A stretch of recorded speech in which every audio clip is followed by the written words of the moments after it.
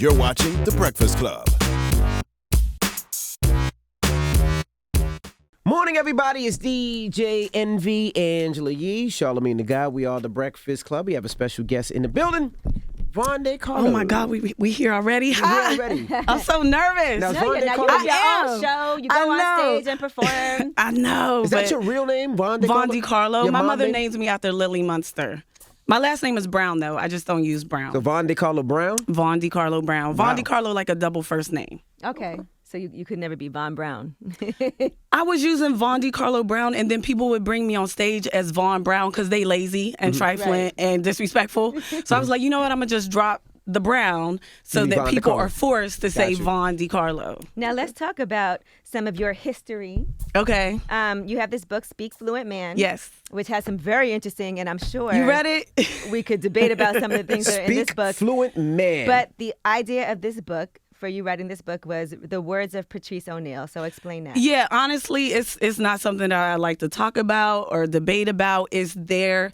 It was a book that Patrice wanted me to write when he was here. Actually, today is his death date. God rest his soul. Amy, yeah, November 29th. Yep. Patrice O'Neal. Yeah. So when he was here, he was like, "You speak fluent me, fluent Patrice. You're a black belt in me." If you're familiar with Patrice O'Neal, he had a lot of different, unique, out of the box philosophies on relationships. And he said, you get it, and women listen to you differently than they listen to me. So you should write a book. And at the time I was like, nah, that's no, because I know what it is. I know how people would respond to Receive it right. It would sound more harsh coming from him. So what were some of the things he would say? What were some of the things he would say? If you read the book or if you look at the chapters, I had given him, he said, okay, to appease the situation, he was like, just tell me the top things that you learned in a relationship with me and going through all these different things. What are the top things that you would write about? So I gave him an outline, and that became the chapters. So it's entitlement, double standards, the natural order of things, jealousy, trust, sex, all of those things. All right, let me ask Envy a question, because this is a question that was posed in the book that Patrice O'Neal would pose. All right. And I want to see how he would answer this, and then you can tell him what Patrice had to say. Okay. Now he would ask, ladies, if you lost your pussy in an accident, how would you keep your man? Now, how would you think people would respond to that, Envy? Ladies, if you lost your pussy in an accident, how would you keep your man? Wow, you thinking hard. No, because you got to think, because it could be a trick question. I didn't write the book, so, Envy. If I answer, she'd be like, Envy, you lost your pussy in an accident, so you got to back that out first. Envy, you would never lose your pussy. I'll let you answer, and then I'll say yes. You see where the setup was? I told you there was a setup coming. Well, you go ahead and answer, but I will say it's a setup question. I think most men would say their mouth, the woman's mouth. But for myself, I would think it's just more about being honest and loyal in my relationship with my wife. So if your wife lost her pussy, all she would have to do is be honest and loyal, and you'll be good. My wife's honest and loyal now, so I would be good regardless. Her pussy doesn't make me stay, but it's not the focus of our relationship. That's gonna sound crazy, right? but anyway, it's not the focus. So you of our could be relationship. okay with never having sex again. If my wife lost her pussy, yes. He's like, no. Yes. Her mouth work, her hand works, and honesty and loyalty. Yes. Honestly, it Mouth, is. hands, honesty, and loyalty. It is absolutely a setup question. And that was one of the things I would say to Patrice. You're setting up the audience. You're setting up women to fail. Right. Because he would pose that question, and then they would yell out, my mouth, my booty, all these different things. And he would... I didn't think of the booty. You didn't think of the booty? That's interesting. Yes, he did. But he would pose that question, and then they would yell different things out, women, and he would go, see, ladies, you qualified yourself as a series of holes. You didn't say Xbox, you didn't say all these, like, being cool, being loyal, being like a cool woman. So I felt like it was a setup question as well, but that's what he would do. And the book, again, it's out there. It's something he wanted me to do. So he's a very quotable person. It's a memoir. It's a memoir about what I've learned in the 10-year relationship that we had before he passed. Now talk about how you guys met, because he was inviting everybody to come out, and he didn't invite you. So discuss what his feeling was on why he thought Von Decarlo does not even need an invitation. I'm going to ignore her. Well, he said when he first met me, we met on a set of 25th Hour, Spike Lee's film. Mm-hmm. And he said that I had pretty girl syndrome. What's that? I would prefer people actually read the book. I don't want to talk I too know deep everybody into read it, it. but I Like want just a little to. bit. This is in the beginning, so Right. And this is how you guys actually ended up meeting, and then eventually becoming Right. best friends, lovers, and all of that. Right. Well, he basically was saying, I had an attitude. I didn't think I had an attitude, but he thought I had an attitude. And he was inviting everyone to come see him at Caroline's. And he didn't invite me. And I was like, well, can I come? In my best ghetto version of myself at the time. And he was like, I guess because I was with my roommate at the time, he's like, I guess she was going to bring you anyway. And What an invitation. Cold. I wouldn't have wanted to go. Yeah. And well, the thing is, he had a charm about him that you either loved or hated him. There was really no in between. But if you got him, you got him. Gotcha. You know what I mean? And I kind of got it right away. And he was basically saying to me, you have a lot of people telling you're pretty, you're this, that, and the third, but no man. He's like, I could tell you, no man has ever taught you anything. Damn, that was charm. But go ahead. It was, charming. I have a particular taste in men. Right. But he was coming from a perspective of, I'm gonna be your friend. I'm not gonna try to sleep with you. Gotcha. That was men, game already. Yeah, everybody says that. At Just the so you time, know. I didn't see How long did it. it take? How long did it take? Hindsight, I'm like, I'm gonna be the one guy that acts like I don't want to be with you, and that's gonna be the guy you Right. want. I want to make the pretty girl my best friend. And just so Yeah. you know, him ignoring you was also a ploy for him all of to that, get your attention. all of that. He got me. Yeah, he Hooks. definitely got you. It worked, but we didn't have sex for like almost within the first year we had sex, but it was like 8-9 months. That was It was an a long time. I can't even remember, but it was a good setup. It was a good She's a setup. keeper. He was marrying you. So that. Well, he tried. I mean, he died 1 month before our wedding date, actually. So Right. Wow. yeah. Now, can you find love again? Because obviously that was your soulmate. Well, everybody says that, everyone thinks that I can't be with another person I didn't say that. or, find love again, so to speak. But I don't believe that. I believe that lightning can strike twice, of course, and I deserve it. Patrice knew he wasn't going to be here a long time. And I say the way you define love is when you prepare somebody to not be with you. And that's what he was doing the whole time we were together. He knew he wasn't going to live long in his soul. How did Patrice pass, for people that don't know? He had a stroke. He had a stroke, and he passed away November 29th, 2011. And Wow, 7 years ago. It feels like it was yesterday. But go it ahead. does feel like it was yesterday. But, I don't think that the man that's going to be my husband is going to be intimidated or feel like he'll live in some kind of shadow with me or with Patrice, because He's better not, especially if he he'll reads be his strong book, enough he'll on know. his own. And I'm sure Patrice would want you to be happy. Absolutely, and that's what I mean. He said to me, he is like, I'm not gonna make a mess of you. Men make a mess of women. They hurt women. Absolutely. And then he said no man should ever have to deal with the next man's or the Mess. last man's mess. Right. He's like, so the man that is going to be with you after me is gonna want to shake my hand. Well, that's dope. And That's now real let's talk. talk about everything you have going Yeah, on. thank you. Please aside from get- that. please But I, get that I off. was actually friends with Patrice also. Yeah, So, we met through yeah, Patrice. That's how we yeah. know each other. And if you had the pleasure of knowing him, because I've had him on when I was on Sirius, I had him on my show a few times, and he had always the funniest things to say, and we had a good time. I remember him and Nori were on together, and he was reading that book, Skinny Bitch, Yes. to lose weight, and it was just the funniest thing that these men. Yeah, let me tell you what happened. They were reading he came Skinny Bitch home to with lose that weight? book. Yeah. He came home with that book, and we were vegan for 3 years after that. Amazing. And Yep, that was off about of him 3 coming years. on my show on Sirius. Yep. Yep. He also got on Twitter because of you. We had a big argument about that because I've been trying to get him on Twitter. I was like, oh, Angela, you tell you to get on Twitter. Now you want to be on Twitter. Yeah. Yeah, I remember that. And it changed his perception of food.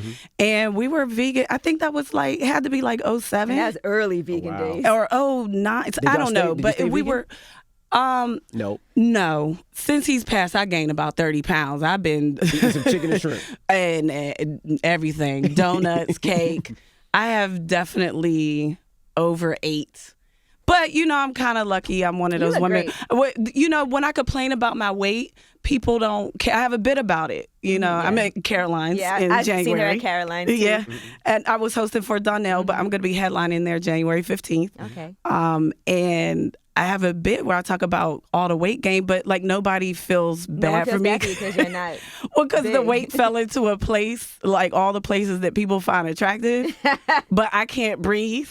So like, this is not, no, the ankles and the knees are protesting against all this booty every morning. Like, it's Did you not a feel good your thing. calling was stand up before?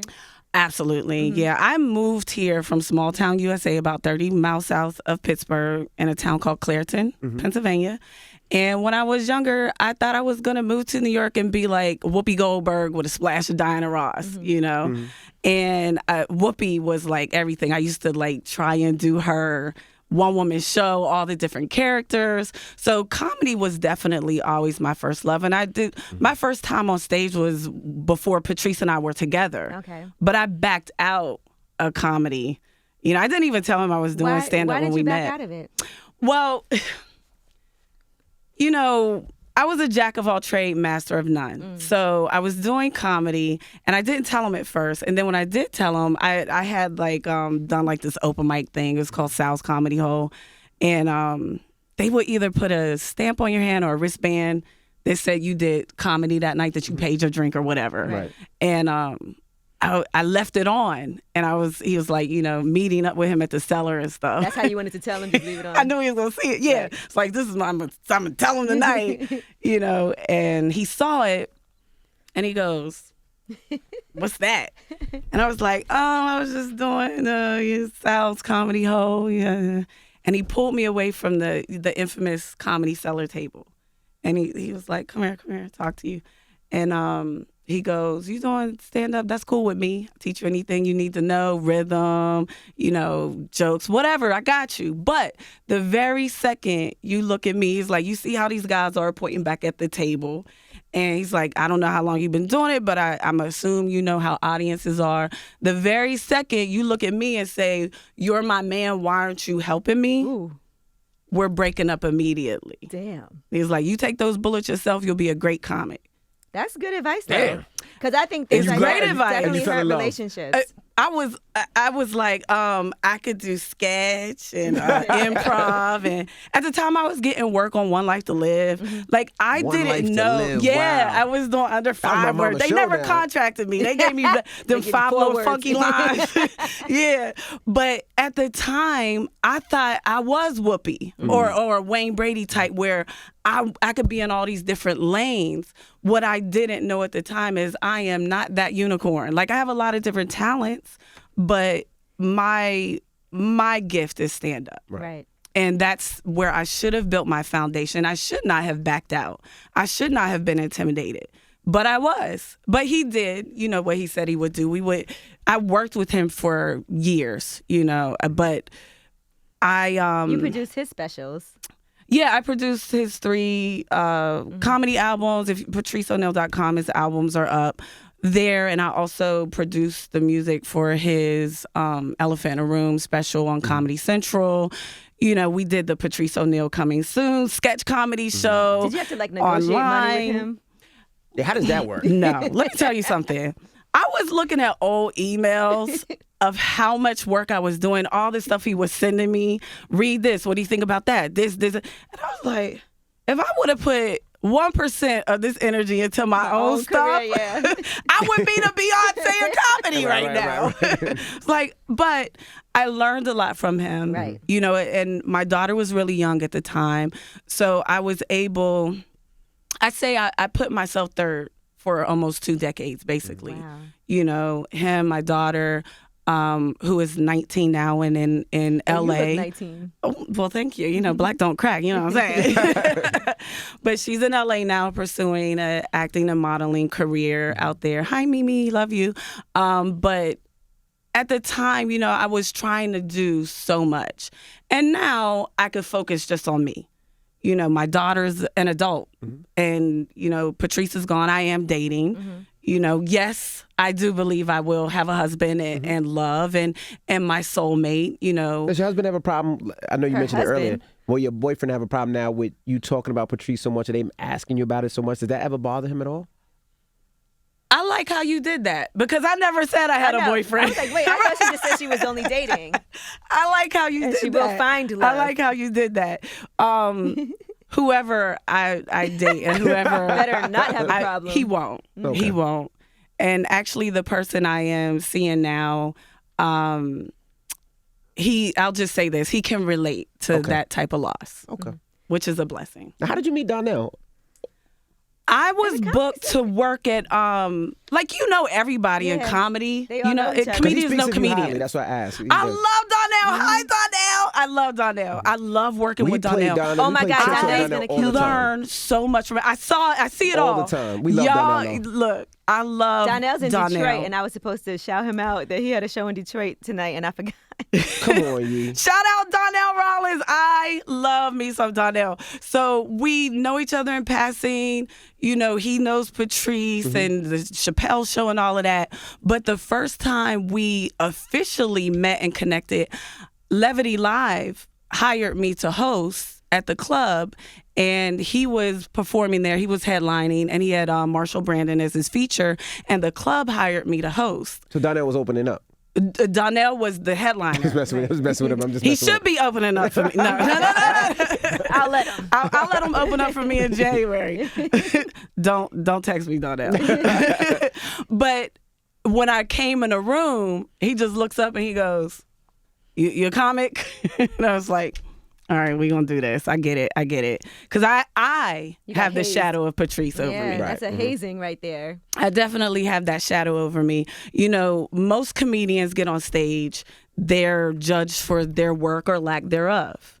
For me, before I even open my mouth, I got 10,000 things ahead of me, starting with the Patrice thing. And then I'm a woman. I'm a black woman. I'm a voluptuous woman. It's quote unquote pretty. She can't possibly be funny. So before I even open my mouth, I got all of these challenges. Yeah, that reminds me. Remember when Richard Pryor's son was at the Apollo? I was just thinking about that. When as soon as he got on you stage, already had the shadow of being Richard Pryor's son. Richard Pryor's son, and then as soon as he said he was Richard Pryor's son, and he started doing the voices, it was already boo. Boo. Yeah. But here's the thing: I'm a comic. Period. First, before, and after. Gotcha. So it's up to me to wipe whatever is in your head, whether it's a Patrice thing. Some people don't know me through him. Some people do. I've actually been on stage at Levity, not on Donnell's show, but another Big J. Okerson, another very funny comedian who has a similar fan base as Patrice. They'll literally scream his name out in the middle of my sets. Really? And I'm like, They love he's him that not much, here, yeah. y'all. Okay, he's not here. You just have to find the funny, I would think, also in All the time, all the you have judgments to. that people might have against you. You got to figure out, and I'm sure, and you have, like, how to actually use that to your advantage to make it funny. Because I think part of being a great comic is real life experiences and getting on stage and being able to be like, all right now. Absolutely. And, you know, truth and comedy. And I go from the truth. And at the end of the day, you control the energy of the room. It's up to me as a comic to wipe the slate clean. Whatever you think. You know, if you think I'm going to get up there and because of the way I look and I'm a woman, I'm a black woman, then I'm going to be loud and vulgar and just talk about sex, you'll be very disappointed. Right. You know, I have substance in my material. Like, people really connect with me when I'm on stage. And I'm proud about that. And I know it's a lot to fight through, but I love the process of comedy. It's nothing about stand-up that I don't love. It's the one thing I do that I've done in all these years that I don't even get nervous. I was nervous coming here. That's crazy. Really? But I don't get nervous on stage ever. I was very happy to see you at Donnell's show because a lot of times when I go see comedy, I don't see a lot of women, you know, perform. I'll go and see like 8 people come out and it won't be one woman. Yeah, and when all the time. talk about the best comics, I don't hear women's names mentioned. All the time. And I'm working, and I don't know how long this is going to take. It could take my whole life. I'm working towards being in the names of the greatest comedians. I want to someday be in that list of when they say great comics, they mention my name. And not in association with Patrice O'Neal, but I stand on my own. My comedy stands on its own. I can do this myself. Isaiah Thomas had one of the greatest points of view as a point. He said, as a point guard, I control the movement of 9 other people on the court when I have that ball.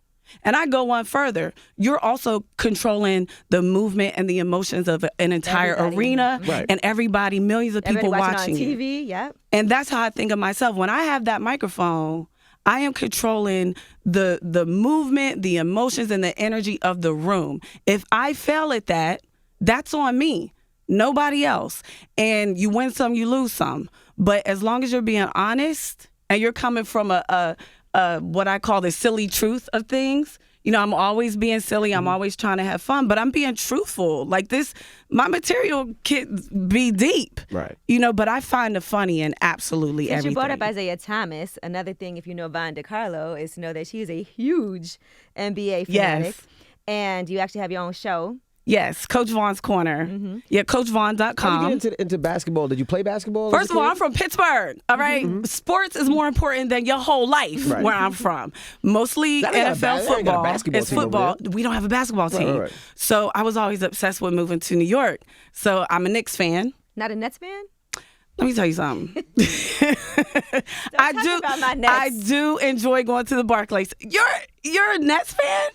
She lives in Brooklyn. She gets free tickets, so that's why she's a Nets fan. Don't say that's not because of the free tickets. I'm a Nets fan because I like the colors that they wear. Black and white. Oh my goodness! They just got here a couple years ago. I do like the Nets. I like LeVert. I'm glad his injury isn't not that bad. Yeah, because he was balling. It looks scary. He was balling. Usually, I go to the Barclays Center to see when the Philly is there. I was there. A couple weeks ago, I saw Philly play. I'm going to see the Warriors, and we're going to the Lakers game. Yeah, the Warriors and Lakers. You might want to check out the Garden. Like, the Knicks are kind of fun. Have you heard of them? You don't like the Knicks? Envy doesn't like the Knicks. I'm a Knicks fan. You don't like the Knicks? I'm a Knicks fan. Here's my thing. Whoever your team is, I was obsessed with New York. Pittsburgh doesn't have a team. We're supposed to default to Cleveland. Okay. No. Philly is way on the other side of Pennsylvania. Cleveland, okay. Our tri-state is Ohio, West Virginia. Right. We're way on the other side. So I'm a huge LeBron supporter and fan, but Cleveland, I am all right. Let's go New York. Gotcha. Okay. So, yeah. We were talking about you being a big big sports fan in general, but I always love basketball. Like the principles of basketball make sense to me. Like even the Isaiah Thomas example, I apply that to my comedy. Like the disciplines of an athlete, an NBA athlete, is very similar to how I discipline myself with writing. Gotcha. The whole process. Everybody sees the show. It looks like I could do it. Sometimes I watch them, I'm like, you know what, I could probably dunk too. They make it look easy. You're supposed to think that because when they do it, it looks so seamless and easy. It looks like anyone can do it. Right. I feel like that about comedy. Yeah, right? exactly. When you go on the stage, process. it feels like a conversation. It looks easy, and that's because you're great at it. Get up there and try to do it. I've seen a lot of people get booed now. Get up there and try to do it. I was going to ask you, every comedian comes up there, I always ask, what was their best show and what was their worst show? What was your worst show? One of my worst experience. I have two. Okay. You know it's real when it's on your mind. I have two. Let me preface it by saying, as a comic, I think some of the best moments you will find, all the gems you find, are when you take it L's. Okay. When you are bombing, you will find, if you stay focused, don't be afraid of the silence. One time Patrice saw me perform and he said, "You're giving the audience too much power. Don't be afraid of the silence." And I keep that with me. So sometimes when I'm in a workroom, not when I'm doing a show that I'm being paid for, but like one of the little workrooms and I'm working on material, I'll purposely bomb just to practice getting them back. You feel me? Okay. I do that as It's part like of an my exercise. technique. It's an exercise. Okay. So that when and if it happens in real life, I already know I have the tools and the skill to get them back. Right. It's not going to shake me. I'm not scared of your silence. I can sit in it. I can get you back. And that I has know to how to happen do when that. you practice new material, right? So you All the practice new time. material, it doesn't hit, but then you can go back to a joke that you know works. Right. So you gotta tell with us what me, happened now. usually the first way I do it and say it is it usually hits. Then when I start picking it apart, that's when I start bombing on it. And then I either in those moments find that, yeah, the first way I said it is right, or I find new pieces and new layers. It's just a process. And once you accept that as a comic, those bombs don't scare you.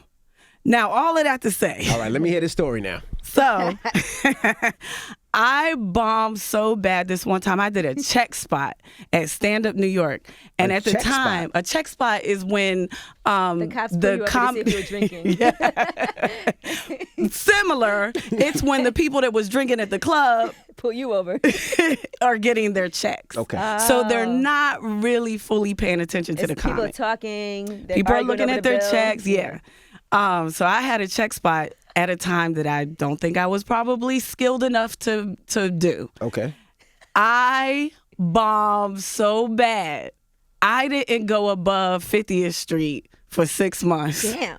Stand Up New York is in the Upper West Side. I was like, I can't even show my So face. what made it so bad? Like people, did they boo, Did they or boo? were they just not No, paying? it was Silence of the Lambs. It was complete.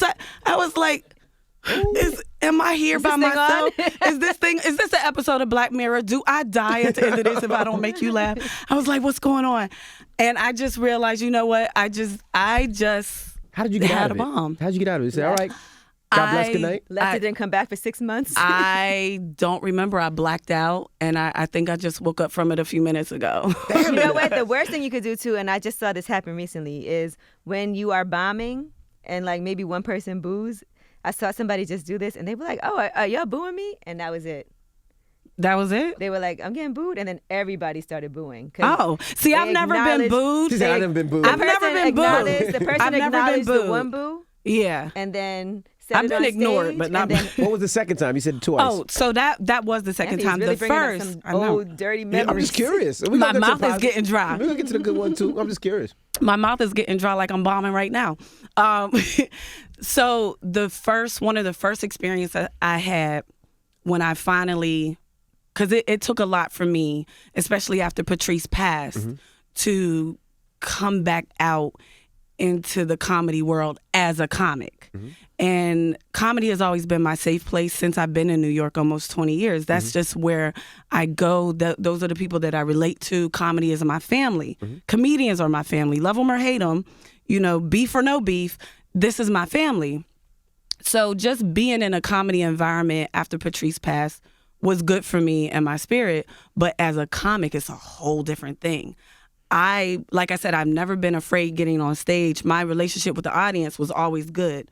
But other comedians in that room would get me a little shook. And I had to get past, what are people going to say? What are people going to think? There's a lot of people that didn't even know I was doing comedy, before I was with Patrice. How am I going to handle this? And I remember I was on BET. I did According to Him or Her. If you remember, that show was a few years ago, Yeah, I like remember that. 2014, 15-ish. I did 2 seasons of it. Tiffany Haddish was on it. Rip Michaels. Like, they picked 4 comedians from New York, and I was one of them. And we did 2 seasons. It was a talking head comedy show. And they did a live from the Improv featuring the comedians of According to Him and Her. And I was so hurt in my soul that I hadn't been doing stand-up, so I wasn't even Prepared. prepared to be considered on this show. And I remember I talked to Tiffany, but I talked to I was like, I can't believe that I'm not walking in my purpose. I can't believe I'm not doing this. It was killing me. And I just kept backing out like I had been doing for years. And then I just started getting phone calls for me to do stand-up. And I'm like, this is weird. I'm not even out here doing it. And I said, you know what? You can ignore your purpose if you want to. It's going to keep coming back to you. So at some point, you have to set that fear down and just do what you got to do. Regardless of what people say, what people think, do you. And the first time I went out and I said, okay, I'm going in and I'm not going to stop from this point on. The comedian, I'm not going to say who, I did not know he knew who I was. Mm-hmm. I was in a club, a small club. It was a workroom type club. And he goes, you know, what would you like me to say to bring you on stage? They always ask, what's your credits? I said, BET according to him or her. He goes on stage and he says, he gets this excitement over his face, this glow. And he's like, we got a special guest. So I'm looking around like, I thought I was next. like, yeah. I was like, who came in? I was like, oh, shoot. They didn't even tell me I was bumped. We have a special guest coming to the stage. The late, great Patrice O'Neal's widow, Von Decarlo. And I was like, what an introduction. It was I felt like I was walking towards the stage in slow motion. It was the longest walk I ever had to a stage in my entire life. And I told myself as I was walking, I said, this is what it is. It's up to you. You got 30 seconds. Wipe it clean. Whatever they're thinking, because I don't want to see anybody's comedy when you say Patrice. Right. Why would you do that to anybody? Awful. Why would you do that? So I was like, but he didn't mean to be harmed by it. It wasn't malicious. That's why I'm not going to say his name. I know it wasn't malicious, you know, but he was, you know, inexperienced. You know, who I was with in my personal life is not a credit for my comedy. My work is my credit.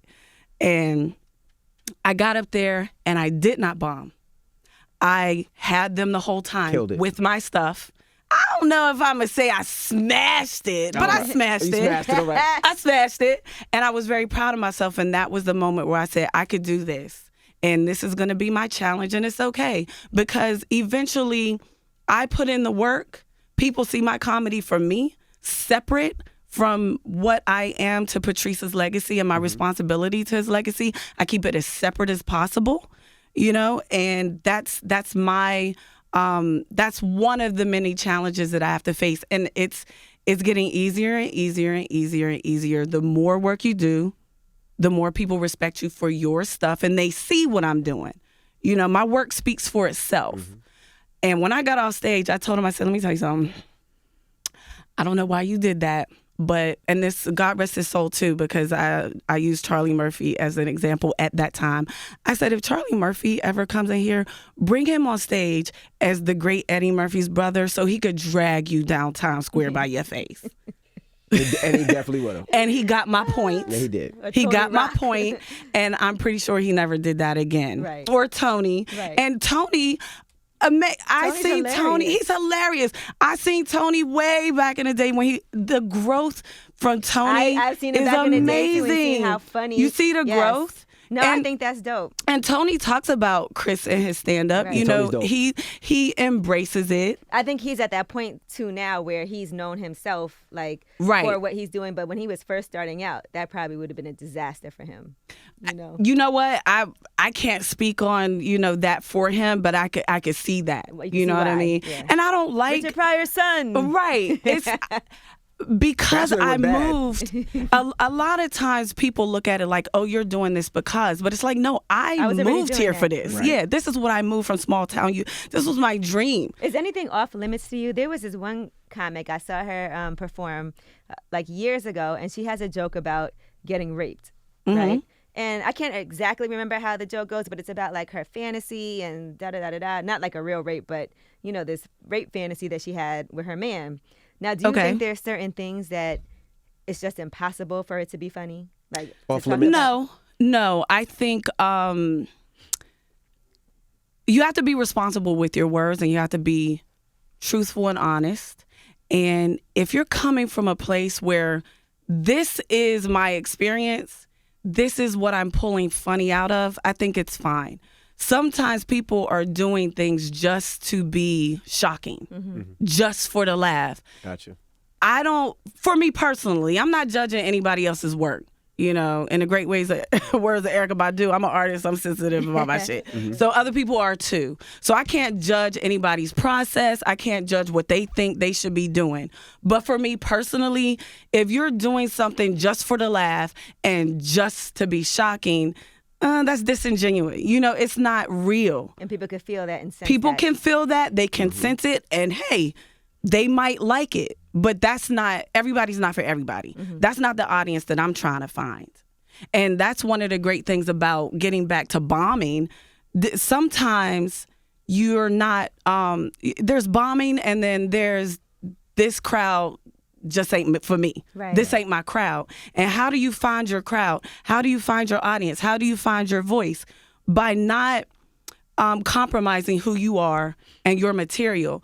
You don't try to, when you go to this comedy club, this is what you act like. And when you go out of town, this is what, no, you're yourself and you do your material no matter what. Funny is universal. Absolutely. Right. But sometimes Some things aren't for some people. Right. But there's certain things that we all can find.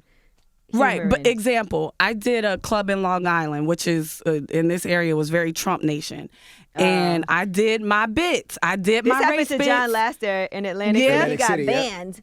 Oh my God, Laster got banned. Oh, I got a story about Laster. Remind me after I say this. But they told me, they were like, "Oh, you're so funny, but you maybe ease back on the Trump stuff." I said, "No, I'm gonna do what I'm gonna do." And they can either deal with it or not. And this one lady, I'll never forget, because I have I was doing I'm half white, half black, which is just a fancy way of saying I'm black. This woman with like a chipped no tooth was like, "So it's the white part that makes you fancy, huh?" Woo! Girl, I was like, wait a minute. Okay. Is this where, okay. Damn. You said she had a chip, no tooth? I was like, if the fancy obviously passed you up. Right. It skipped a generation with you. I'd be like, I stand know up. you don't think your whiteness. Okay. All right. Fine.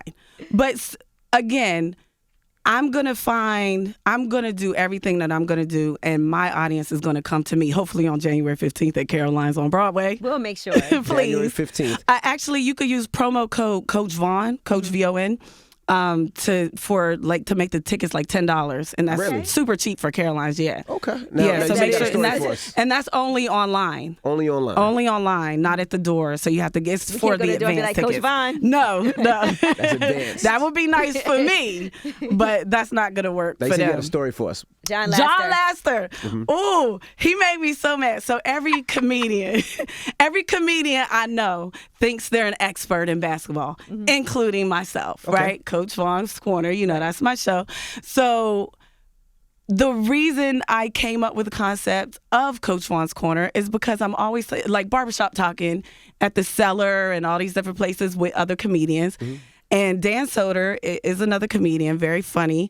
And he just walks up to me and he goes, "Vaughn." So he's a Nuggets fan. He's like, "So the Nuggets, blah, blah, blah, Carmelo this." And he's talking all this stuff. And I'm defending Carmelo Anthony. Like, when he was with the Knicks, I don't like how people were treating Melo. Get off of Melo's back. You sound like Envy. Yep. Okay. Yeah. I still feel that way. Put some respect on that man's Absolutely. name. This is Carmelo Anthony. Still scores 14, 15 Thank a you. game, right? I don't even want to get into it because I'm getting a Houston headache in did my him right dirty. eye. Yeah, they do him I'm dirty. getting a headache They in do my that right man eye. dirty. It upsets me, right? Absolutely. So I'm having this argument because he was going flashing all the way back to Melo with the Nuggets, and now with the Nuggets, this. So John Laster, we were at the Cellar, and John Laster was sitting across from us, just like listening, Looking like a fake basketball player. Right. So Dan Soder goes, "So what do you think?" Now he sat there and he listened to our whole debate or whatever. Laster looks up and he goes, "Well, women are always going to side with Melo because he's cute." Wow. I said, John. Did you just do that to me? Me. He's like, no, not you. I know you know what you're talking about when it comes to basketball. But I said, don't you dare try to clean it up. Yeah. Don't you dare try to clean it up. He's like, no. I was like, so you saying that everything, all the gems that I just dropped, It's all because he's cute. is because I think married Carmelo Anthony is cute. This is the perspective, and that's how they do us. Right. And the forward thinking of the NBA and SiriusXM put me in a great position. I was the first black woman, and comedian to host her own show. Which is dope. On the NBA Sirius channel. is definitely an all boys club up there. Right? Yes. Yes. So that's amazing. That they can see Amazing. the value in that. Amazing. Now let me tell you this: grand opening, grand closing. Show's not there no more? Let me tell you what happened. Oh, okay. damn it, man. Oh, Lord have mercy. You just showed them love, and then we just close it out. Go ahead. We're going to call it a holiday hiatus, and Coach Vaughn's Corner will be back in 2019 on a different channel. Okay, but you're still there. Maybe. It's being looked at. Okay. Maybe. It's being looked at. I think it would be better. Not be on Sirius. It's going to be on Sirius. I feel the NBA League partnership feels that I'm too edgy. Oh, my God. It's like, don't look. They want well, no, they don't. No. They listen. don't want edgy. So I have this skit on the show called The Young and the Restless of the NBA. It's an improv comedy skit. And for instance, I did when Kyrie Irving threw the ball in the stands, right. I played the ball, and then one of the comedians that was in as my guest that day played Kyrie, and I was like, I'm an NBA ball. I did not join the NFL for a reason. I don't like flying far distances. You know, it's just a goofy skit. Right. We play the soap opera music bed underneath. Everybody loves this skit. Cut to Draymond Green. So Draymond Green was suspended for a day without pay, which amounted to over $120,000. And on my show, they're always telling me I have a strong opinion. So my strong opinion was that he shouldn't have been, like, what really happened? What did he do to be suspended for a whole day without pay that cost $120,480 and probably 2 cents? And for me, I want my 2 cents. Absolutely. I want every one of my pennies. So I have my show's 2 hours. So I talk about what's going on and off the court in the NBA, on and off. Mm-hmm. So in this particular day, I was talking about Draymond Green. And then when it was time for the skit, I did Frida, the fly on the wall of the locker room, who saw him choke KD out. So they evidently had a very big problem with that. How did that go? I'm just curious. Well, Frida the fly on the wall synced everything. She synced it all. And she saw that he was fine because he choked Katie out and told Katie he needed to comb his hair. I can't believe they had a problem with that. What part? The comb the hair part or the choke part? What part? I don't know either. But at the end of the day, I'm like, you do know Frida the fly on the wall wasn't real. Right. Let me find out it was Draymond Green that made that phone call. Might have been. Somebody tweet Draymond Green and tell him right now he owed me $120,000. And 2 cents. And 2 cents. And I want my 2 cents. Now, I'll take it January off. 15th, you're going to be at Caroline's. At Caroline's, Tell them where they yes. can get tickets if they don't know. Well, if you follow me on Instagram and Twitter, I posted up there, CoachVaughn.com for links to all my social media, links to Caroline's where you could get tickets and use promo code Coach Vaughn. And we appreciate you for Thank joining you so us. much. I'm glad Thank you for having me. Oh my God, it was so fun. You're going to be up here again. I can't wait. I can't wait. Please do come to my show too. All right, if we invited. Yes, All right. Absolutely. What? Okay. Don't boo me. Don't be waiting for me to bomb. No. That's my birthday too. Well, Is it? The whole It's not month. your birthday. The whole month of January. I take the whole month of June. I feel you. January That's my 3rd. birthday. No, it's That's not my your birthday. birthday. Happy early birthday birthday's to nowhere you. near And the thank you 15th. for having Anyway, me. it's Vaughn Decarlo. It's the Breakfast Club. Good morning.